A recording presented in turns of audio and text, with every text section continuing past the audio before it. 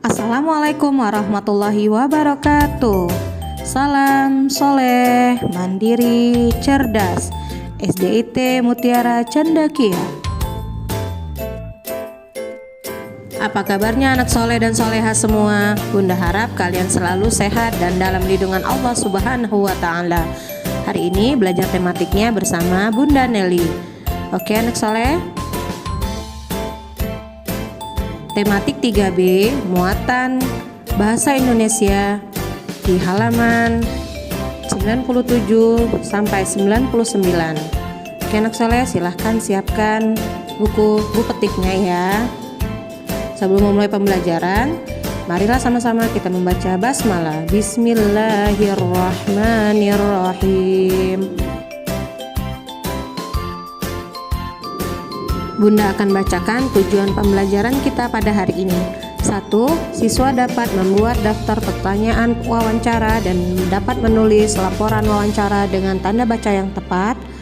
2. Siswa dapat mengetahui informasi dalam dongeng dan bermain peran dalam dongeng.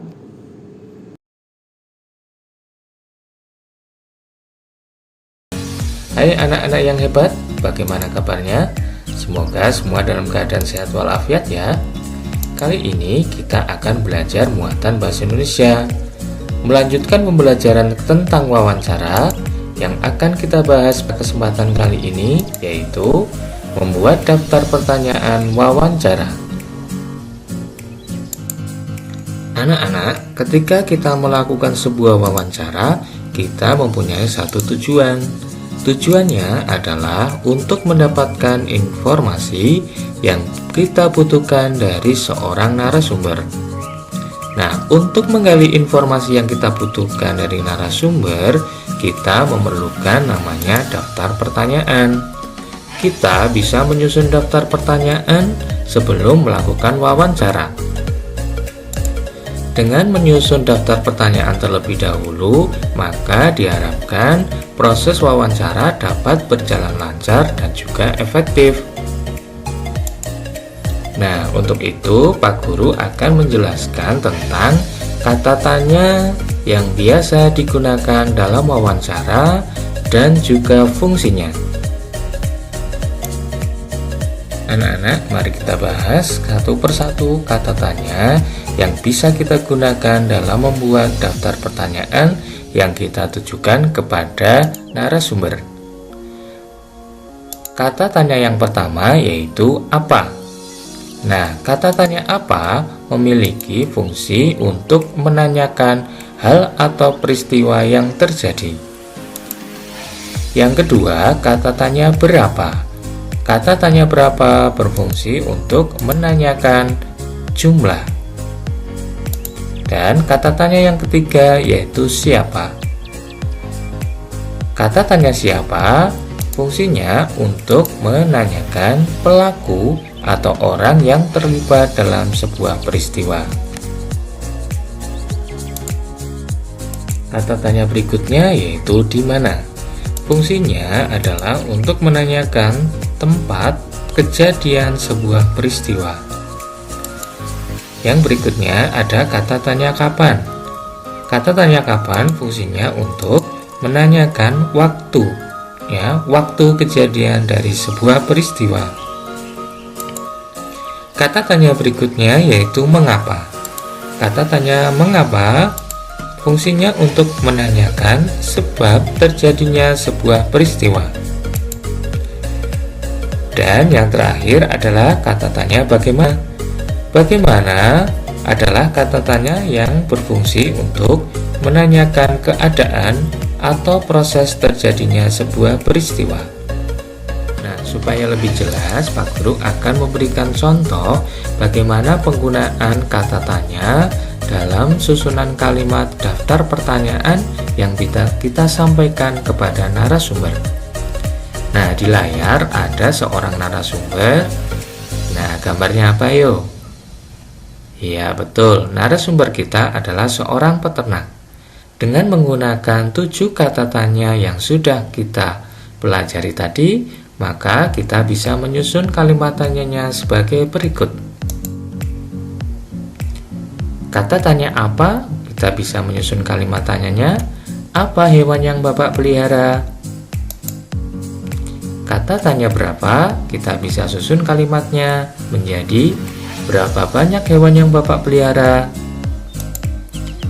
Kata tanya siapa, bisa kita susun kalimat tanyanya menjadi siapa saja yang membantu Bapak memelihara hewan-hewan peliharaan ini. Kata tanya di mana? Di mana Bapak membeli pakan untuk hewan yang Bapak pelihara? Kata tanya kapan? Kapan saja pemberian makan hewan yang Bapak pelihara? Lalu kata tanya bagaimana? Bagaimana cara Bapak menjaga kesehatan hewan yang Bapak pelihara? Dan kata tanya terakhir, mengapa? Mengapa kandang hewan peliharaan Bapak harus dibersihkan secara teratur? Nah, itu adalah contoh penggunaan 7 kata tanya daftar pertanyaan yang bisa kita sampaikan kepada seorang narasumber. Tentu, daftar pertanyaan ini bisa kalian rubah sesuai dengan informasi yang kalian inginkan. Selanjutnya, menuliskan informasi berdasarkan hasil wawancara dengan ejaan yang tepat. Kamu dapat menyajikan laporan hasil wawancara. Hasil wawancara ditulis menggunakan kata-kata baku dan ejaan yang tepat. Ejaan yang tepat adalah ejaan yang sesuai dengan Pedoman Umum Ejaan Bahasa Indonesia. Selanjutnya, menuliskan laporan sederhana hasil wawancara. Setelah mendapatkan hasil wawancara, kita dapat membuat laporan hasil wawancara. Laporan hasil wawancara berisi topik wawancara, tanggal wawancara, nama narasumber, dan nama pewawancara.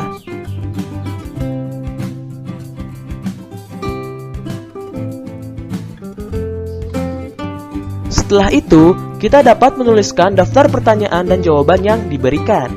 Laporan hasil wawancara harus ditulis menggunakan kata-kata baku dan ejaan yang sesuai dengan PUEB.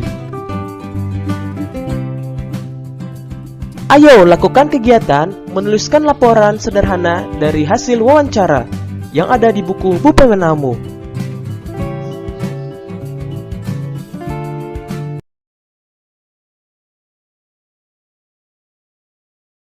Dongeng merupakan bentuk sastra lama yang bercerita tentang kejadian luar biasa dan bersifat fiksi atau tidak nyata, penuh hayalan dan imajinasi, serta tidak benar-benar terjadi. Nah, dongeng merupakan bentuk cerita tradisional atau cerita yang disampaikan secara turun-temurun. Oke teman-teman, fungsi dongeng itu untuk hiburan. Nah, dalam setiap cerita dongeng itu pasti berisi pesan moral atau amanat atau pesan mendidik untuk pembacanya.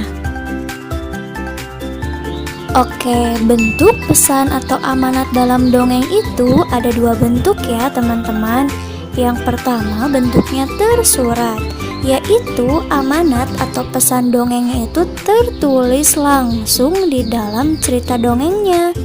Nah, bentuk yang kedua yaitu tersirat, yaitu pesan atau amanat dongengnya tidak tertulis secara langsung di dalam cerita dongengnya.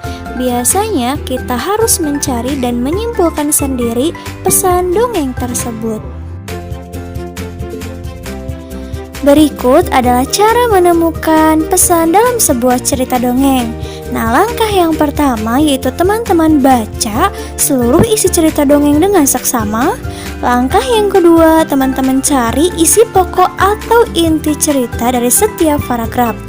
Yang ketiga, teman-teman pahami setiap isi atau inti cerita setiap paragraf. Nah, lalu yang keempat, teman-teman simpulkan inti cerita tersebut menjadi sebuah amanat atau pesan moral sebuah cerita dongeng. Nah, untuk lebih memahami bagaimana cara mencari pesan atau amanat dalam sebuah cerita dongeng, yuk kita simak sama-sama ya, Kisah Semut dan Merpati.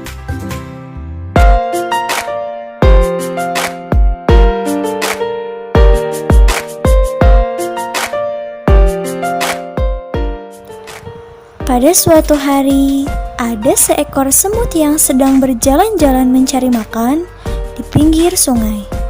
Seperti biasa, Dia berjalan dengan riang, dan karena kurang hati-hati, tiba-tiba ia terjatuh ke dalam sungai. Arus sungai menghanyutkannya. Semut itu timbul tenggelam dan kelelahan. Ia berusaha untuk menepi, tetapi tidak berhasil. Seekor burung merpati kebetulan bertengger di ranting pohon yang melintang di atas sungai. Melihat semut yang hampir tenggelam, sang merpati pun merasa iba. Burung merpati pun memetik daun dan menjatuhkannya dekat semut. Semut pun merayap naik ke atas daun. Akhirnya, semut berhasil menyelamatkan dirinya dengan bantuan daun tersebut dan mendarat di tepi sungai. Tidak lama kemudian, sang semut melihat seorang pemburu burung sedang mengendap-endap berusaha mendekati burung merpati yang telah menolongnya tadi. Semut menyadari bahaya yang membayangi merpati yang baik tersebut. Ia segera berlari mendekati pemburu dan menggigit kaki sang pemburu. Pemburu itu kesakitan dan terkejut. Ia mengibaskan ranting yang tadinya akan digunakan untuk menangkap burung. Burung merpati menyadari keberadaan pemburu yang sibuk mengibas-ngibaskan ranting. Akhirnya sang burung pun terbang menyelamatkan dirinya.